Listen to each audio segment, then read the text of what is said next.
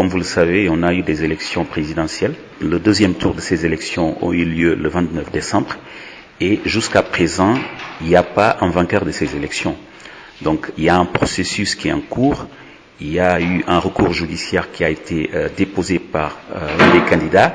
Et on attend que la décision de la Cour suprême soit respectée.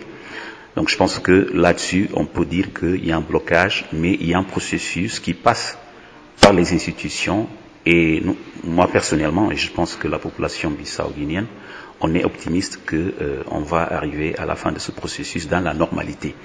Par contre, il n'y a pas un blocage du pays, le pays est gouverné.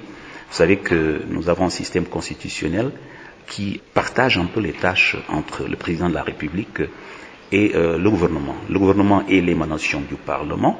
Il y a un Parlement avec une majorité du PAIGC, le parti vainqueur des élections législatives, et qui a une majorité claire. Il y a un chef de gouvernement. Donc le gouvernement fonctionne, le pays n'est pas bloqué. La CEDEAO a pris position en fonction des informations qu'elle avait à l'époque.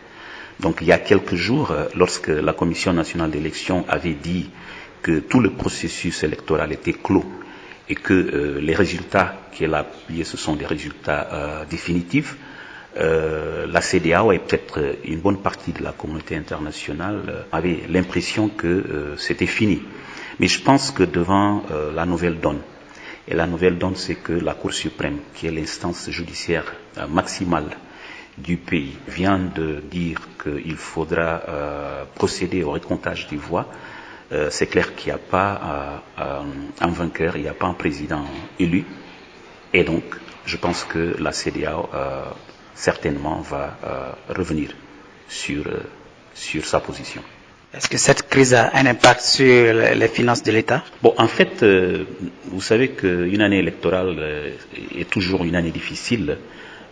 Cette année, en fait, 2019 a été une année très difficile avec 2 élections qu'on a organisées. Et les élections coûtent de l'argent. La communauté internationale nous a appuyés, mais le gouvernement lui-même a aussi contribué de façon significative au financement des dépenses électorales.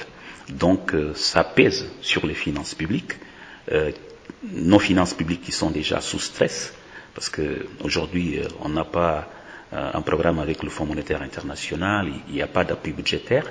Avec des incertitudes politiques, les recettes fiscales ont chuté. Et c'est dans ce contexte difficile qu'on gère les finances publiques. Oui, il y a un impact sur les finances publiques, mais on espère qu'on va traverser cette situation difficile et on pourra changer la situation très bien. Comment sortir de cette crise pour lancer le pays?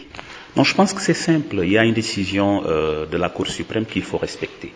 Ce que la Cour suprême dit, c'est qu'il faut aller vers le recomptage des voix.